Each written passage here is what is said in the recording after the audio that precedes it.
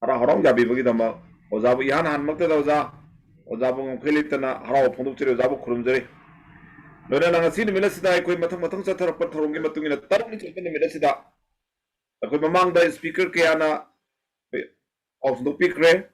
mamang da koi one to one ke ada ngarang nimita Prabhu Jesu Christa si kanano Jesusi kanano who is Jesus Christ abi matang sida koi haibi kre Prabhu Jesu Christa si ngasi gi nimila sida de ikai khumna bada matik charaba Pastor Oza Biranjoy meyam ni kai khumna jariba adu golba yamna naha oiba yang talented oiba pastor asina dopiga da base Prabhu Jesu Christa ba mapung phaba mi gi matang da yeba mapung phaba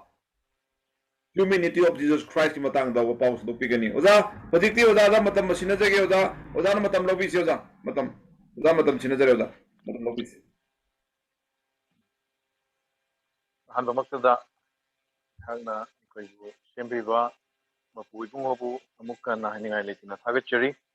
aduga sigumlaba koi gi mangal media channel na sina sandoktuna lakriba program asidasu ehapu saruk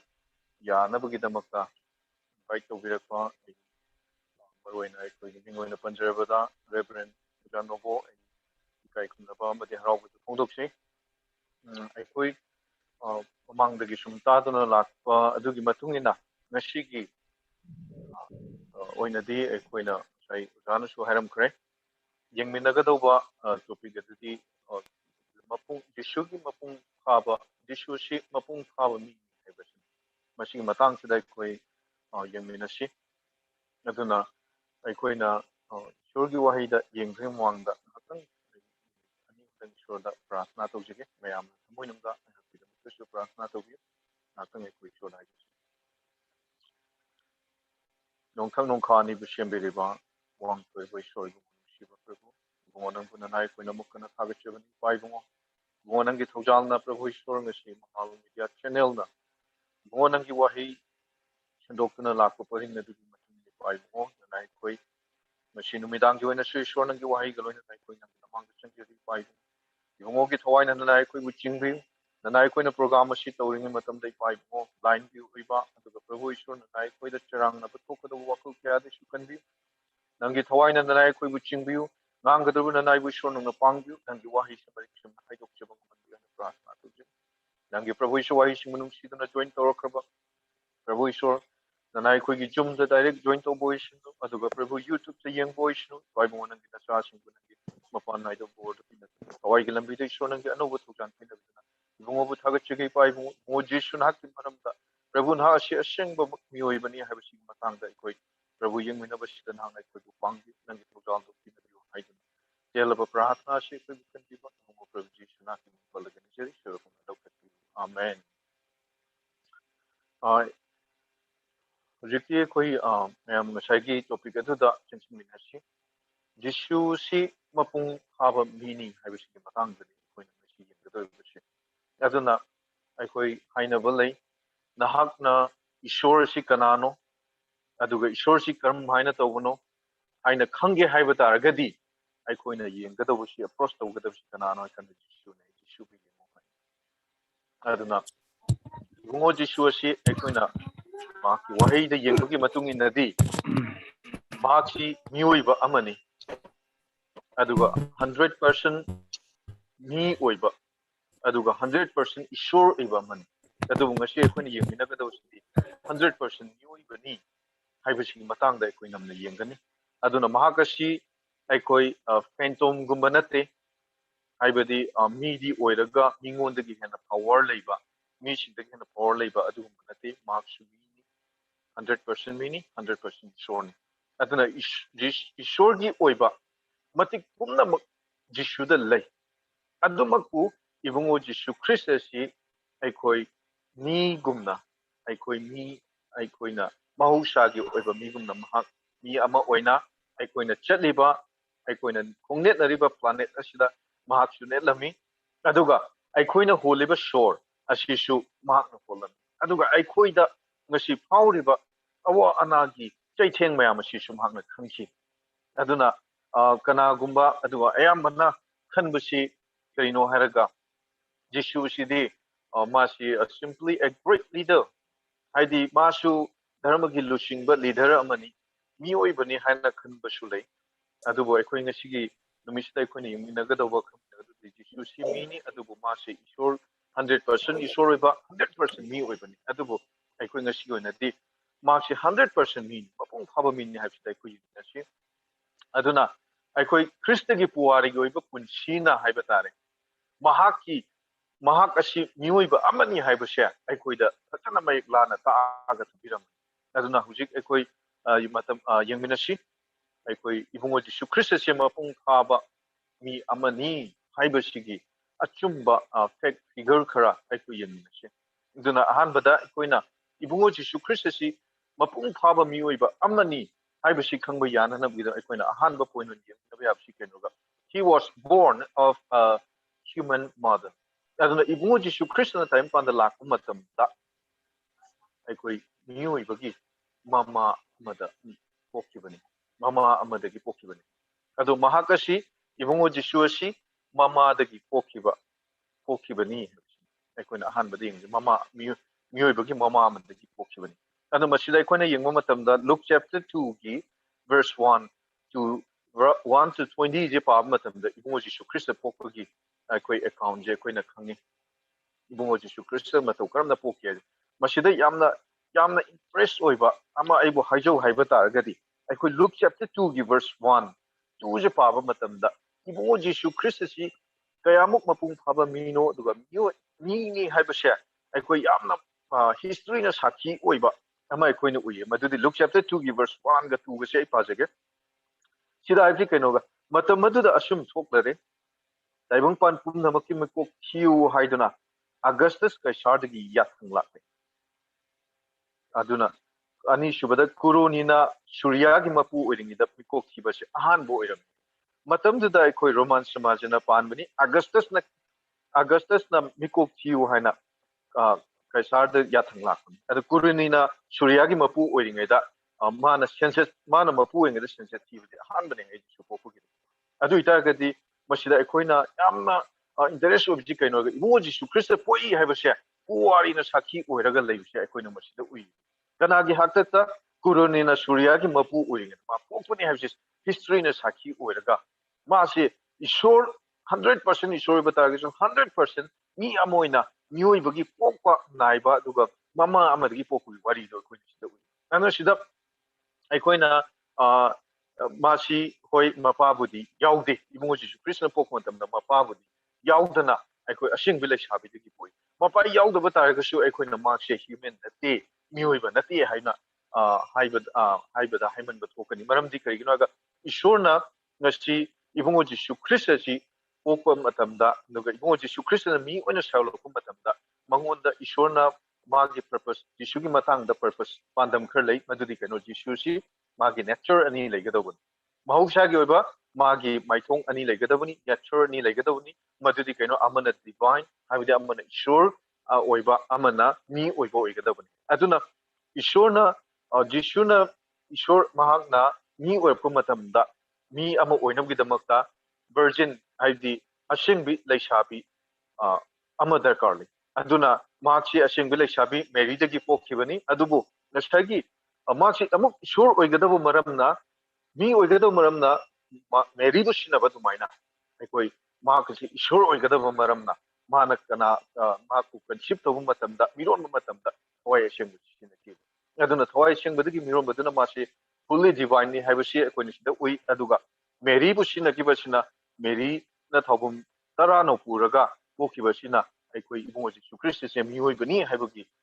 miyoibani mapuk phaba miyoibani haibasi aikoi na ui aduna miracle haibadi aikoi angakpa ubasi kainoga Mary da ibungo Jesu Christ pokpa matamda Jesu Christ si masi 100% mi oina polei 100% mi oina poki do 100% sorna poki aduna maksi mi amo oina Mary dagi ma poki bani aduga aikoi adumagi history da su yengba yai Luke chapter 2 gi 23 26 tagna 30 ita paba matam da su ibungo Jesu Christ si mogi chanabigi matungina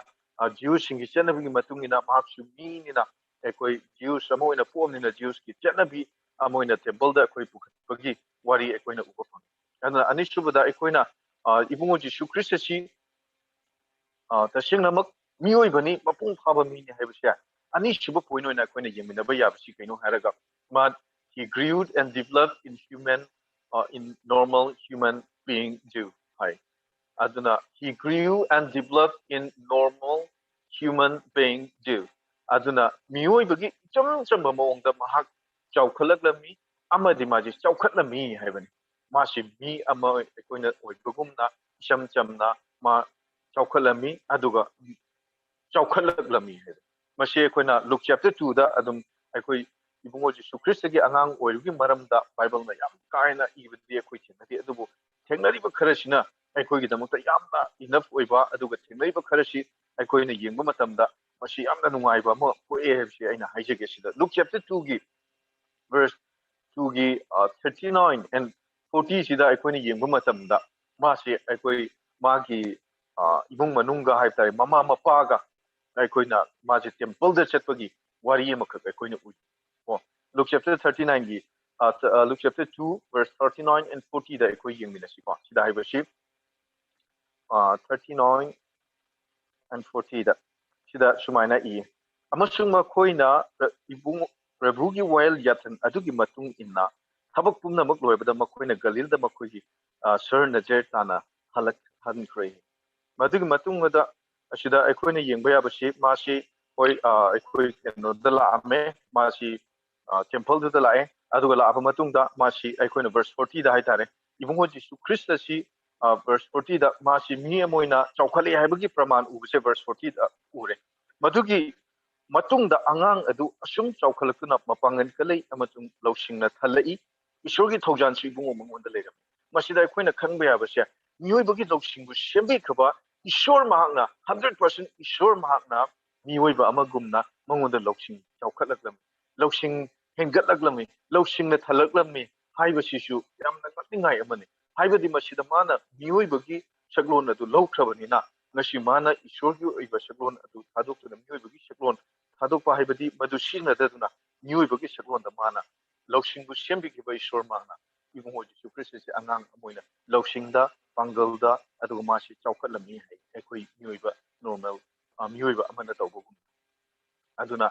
masida aikoina amsu ningsingbay abse Luke chapter 2 da adum aikoina ibungo Jesu Christ se aikoi miyoiba amagumna chawkhatpa mangonda lawsingdo oisinu sabando oisinu aduga magi ishorgi thaujan amdi misina nungsibado oisinu magi chawkhatpa naira amdi adu ishordi aikoi hongba naida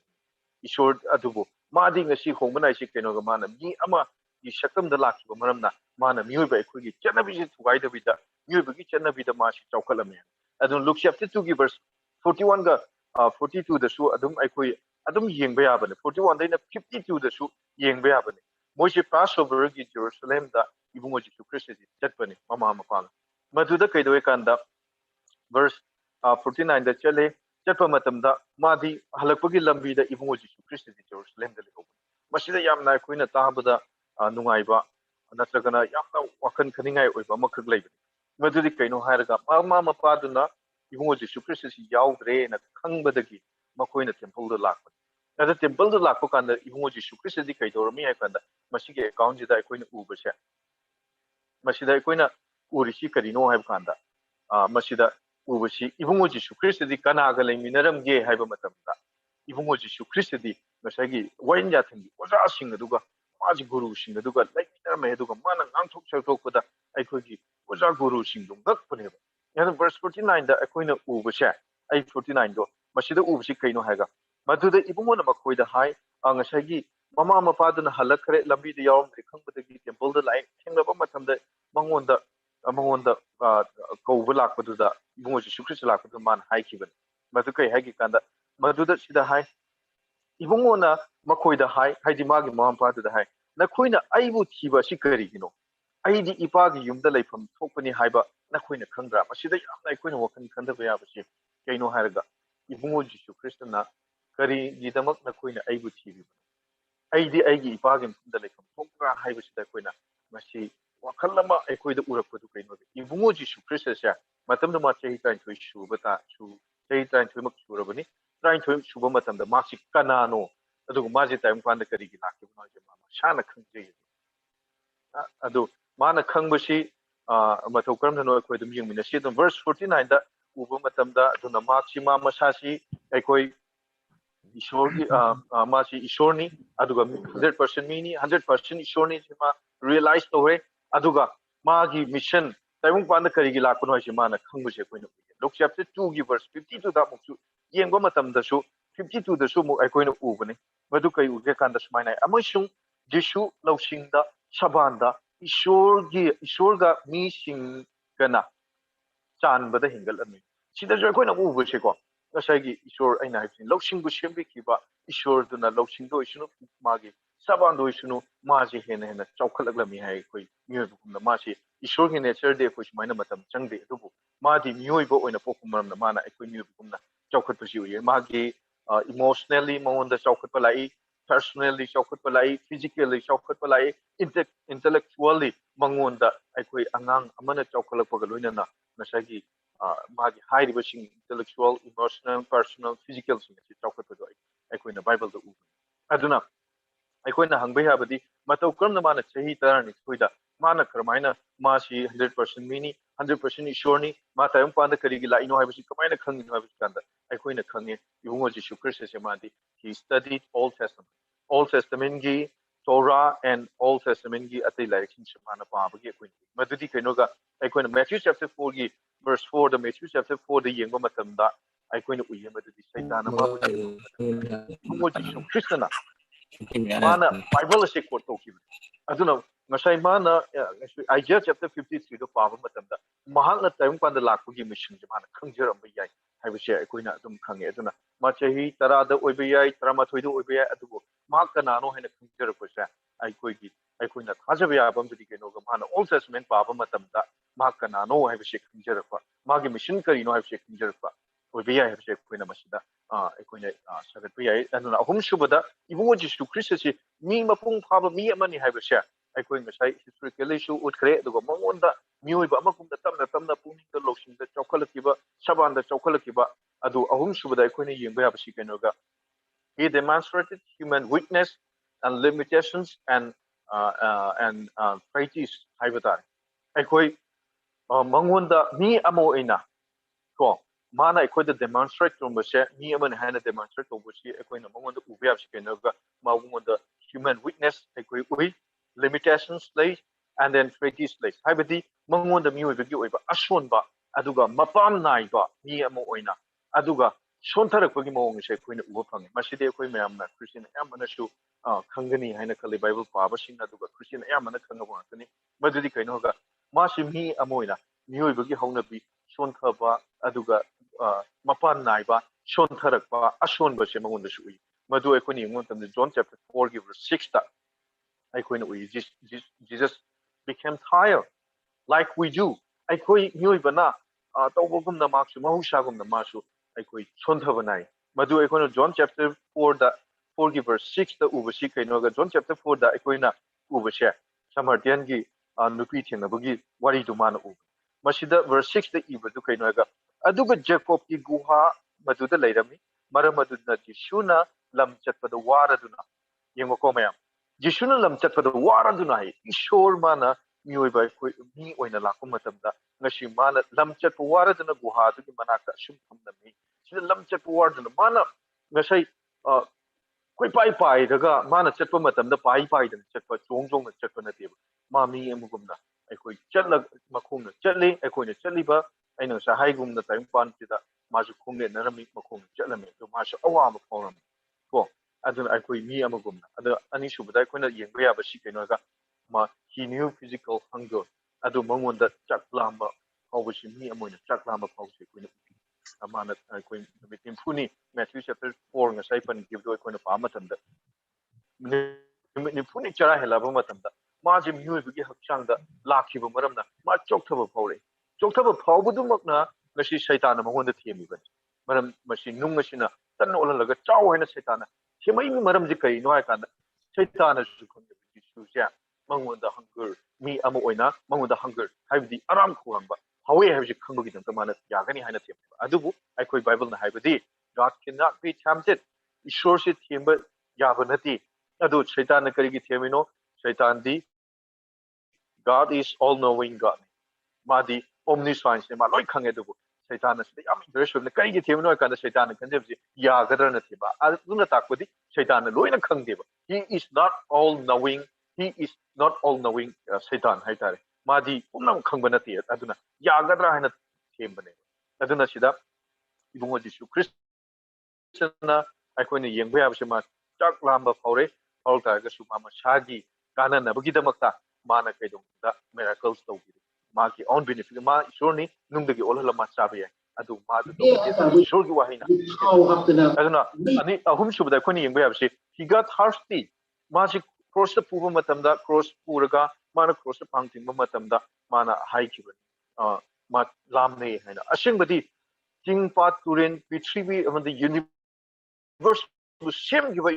na ibungo Jesu Christ na mi na lakam matanda mana ising kuranggodo fountain solo na wahi kra haibda tholok pa yab adu manga sai aina haibda ma masagi oina miracle tawde angak pa tawde adu ma mi oina mi oi bagi awaba semana khangaga ngasai fountain tho haiba kanda thokadawba ising putwa kanda thoga thamgado mana madu thaktabida ma lame haina akoina John chapter 19:28 da ma khorang haibda akoina uki aduga aikoina mari subdam yengbe habse keno he grew weak physically mangonda su hakchangi shonthaba adu mangonda su leirami madu aikoina kaidu kanda Luke chapter 23 verse uh, uh, 26 23 26 ubu si kaino haga shi adum mayam ai pajarake Matthew sorry Luke chapter 23 verse 26 ta amasung makoina ibungo bu chingthorakpada lawaidagi karakpa Kurunagi Simon Koba, Amabu Makoina, Padana Jisugi to the cross the Puna Mount of the Pire. I believe emoji to Christina, cross the Propamatam, the Amon the short paraquat, Sondaraquaduda, Nasai Moina, Koruni, the Gilakwa, Simon the Koraga, Margaret Prosipon, one Nakiban. Adoshida, why is it topic? Taidoga, Aquina, Nasai Simon Jam, the Mariba Quay, the Wumpan Papaki can be emoji to Christigi, Owa the man, a shaman hugging and a yaw from Jiba. Simon Chiamna, blessed one, Habishi, AD, Hijake Mayamda, Aduna, even what Jesu Christ Miamoina, Awaba Shokaba Pawi, Mark, Dona, he bleed and died like one of us. Equi Marks me Amagumna, Equi Masada Iking Dardana, Aduga Mangunda, Iking Daraga, Yuibagi, Hachanga Shiva Matamda, Hawaii Hachang, Kainava Matamda, Hachangi, function left, Adugumna, Magi. Hachang should live the function left the worry a Aduna, Masida Equina Amuki Yang Bayabashi, Ibumoji Christasi, Magi Hachangda, or Shonbalay, limitation lay, weakness lays, and Hibashi Madugi Shakuina Equina Makatan, he felt sadness. Yamna Mashi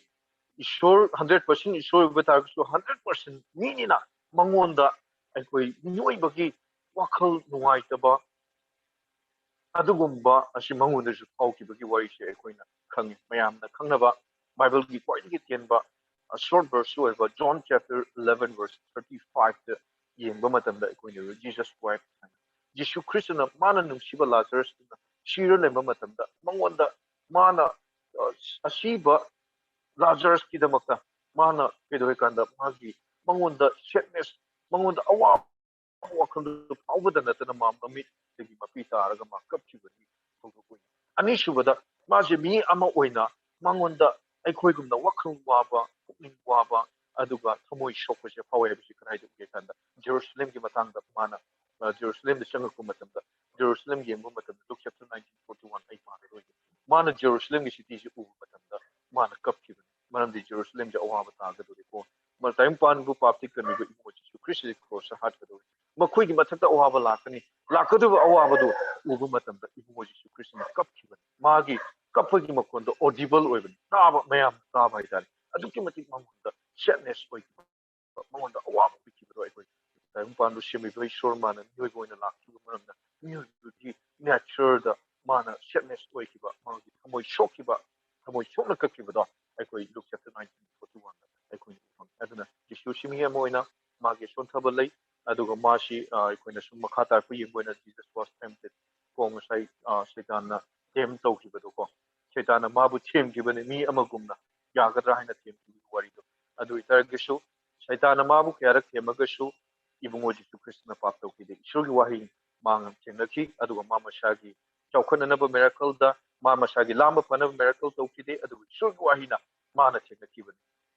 aduna mana sigiba cross desu like ashingbadi deserve tawdabani adu Jesus did not have the sinful nature adubu aikoina masta ningsinba yabasi pap mana kyarak themba tagasu ma pap takide aduga ibungo da pap tawna matik laikide maramdi ma ishor 100% ishor 100% yu tagasu aduna masida aikoina yengminaba yabasi kainoga koi ibungo Jesu Krishna ishorga matik manabo oidunasu ishorga mashi ishorni mi oina lakpani adubu mana matau karab mi oibagi saungji loba matamda mana ishorgi oiba divine power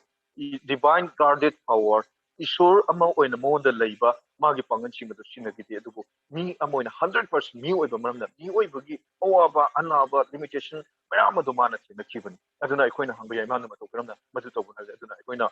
keno da yemba matamda Philippians chapter 2 gi verse 6 8 ke mashi katang da ipajage Philippians chapter 2 verse 6 8 ta yengo ibungo Jesu Krishna mi ama oina lae adugo mana kedo kan Philippians chapter 2 gi verse 6 7 8 yengmina shi yengo sida hai ibungo na mi hoi bagi ishor gi maong da leiraba shu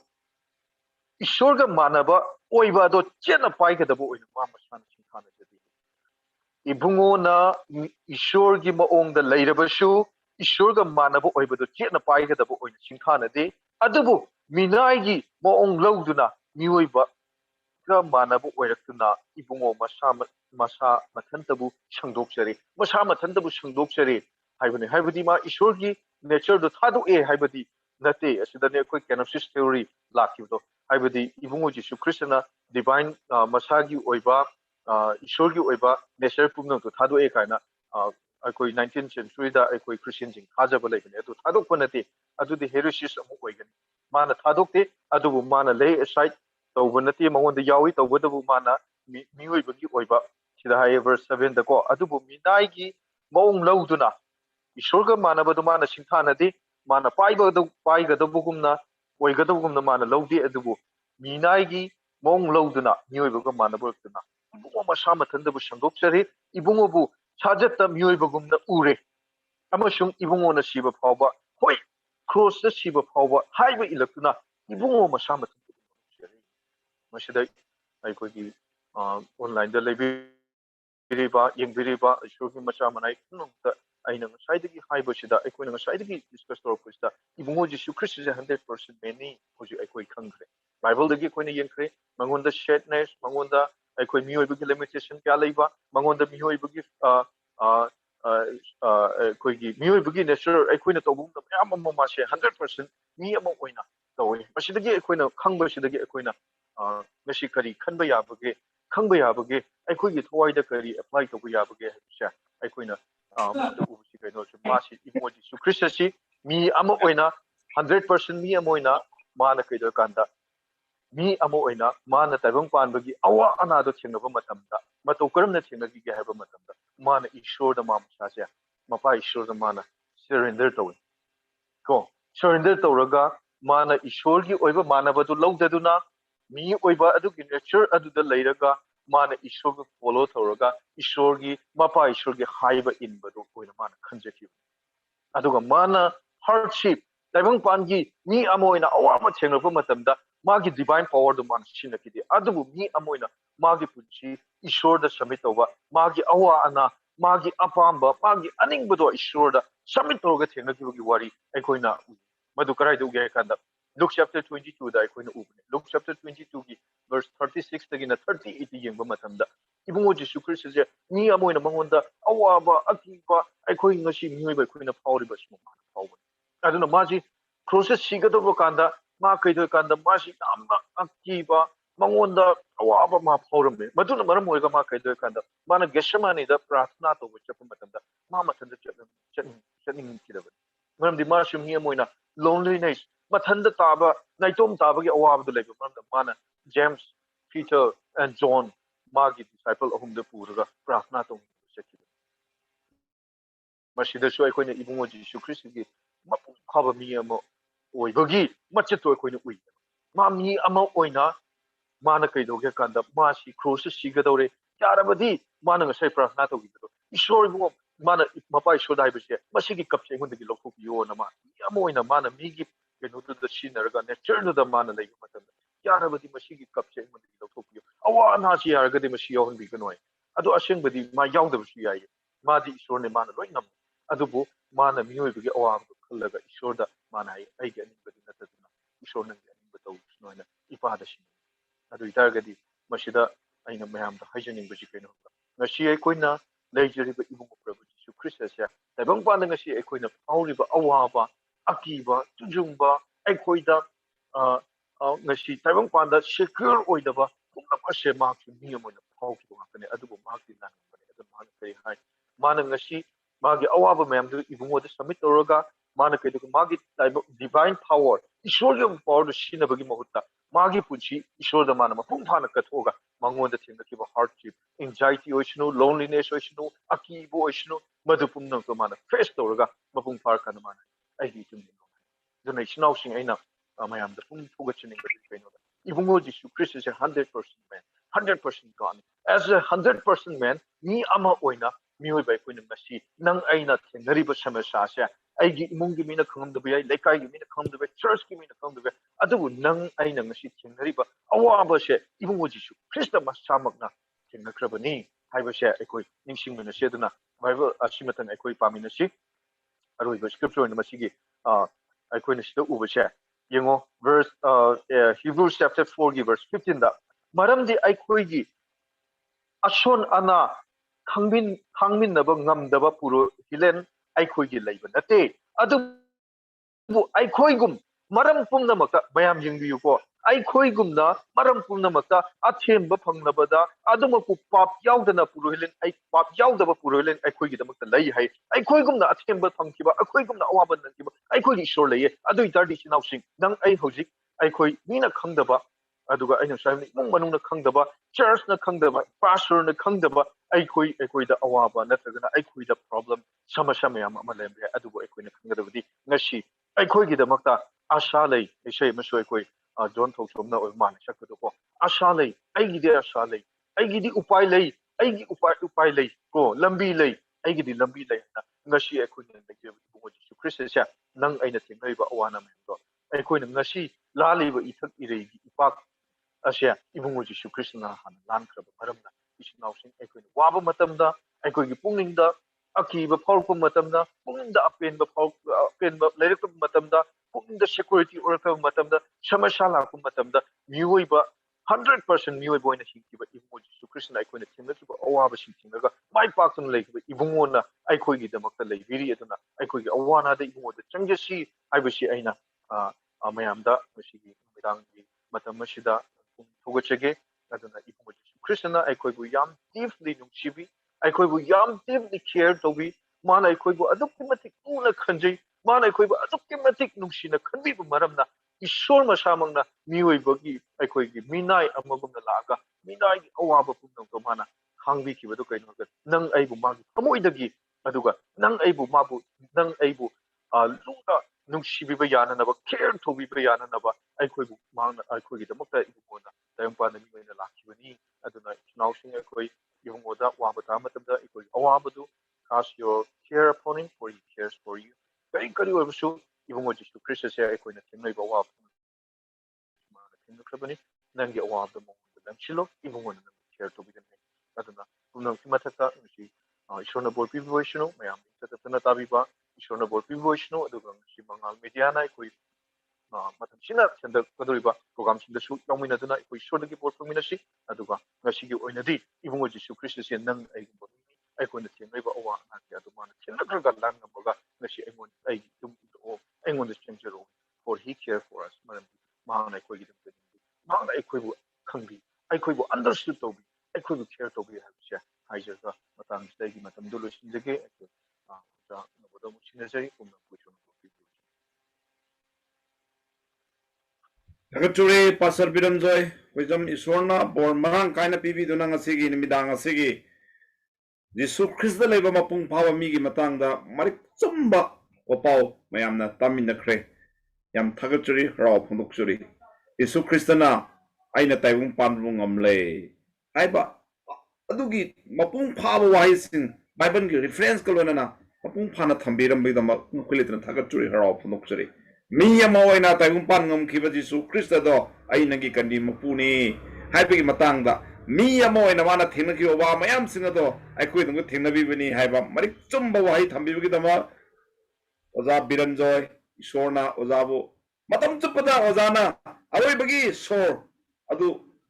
hek lepan mit adu phawbadi mapu ibungona loina biduna ozagi layeng phaidana thawul tawor suno za thagat churi hero phunuk churi Amen.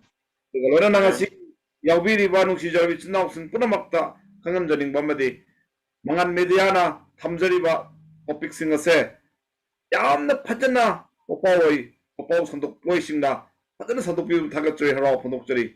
tungda su opaw sandok loi kayana makhata na opaw si sandok bi rakhigani ayeng nimita ikai khundu matik charawa pastor ibosna sarangpat baptist church ki pastor ibosna na divinity of Jesus Christ divinity of God Jesus Christ leba isor mapung phabai matang du ngang bigani ai program asi mayam punamak na yengbiu mayam punamak na puning amat to na tamin narabade Jesus Christ se mayak seng na kuina khangmada achaw mateng oigani haiba khangjai adu lena ngasi gi wanadi ai mangan media na sandok saba asuguma thoram asi YouTube amadi Zoom gi thoram program sing ase ai matang lusen jage kargumba program si makhata na interaction minute amani thamjagani hojik ke onadi mangan media na sandok so paw asi ngasi ge onadi matang lusen jage hayeng in midanga pungni pan ta matamda pastor ibosna charang pat baptist church ki pastor asida divinity of Jesus Christ divinity of Jesus ki matangda isu se 100% isoni hai matang sandok pigani ngasi ge onadi YouTube ta sandok sabo thoramasi matang sida losinjana ba ya balojagi sona pormang kaina pi wasino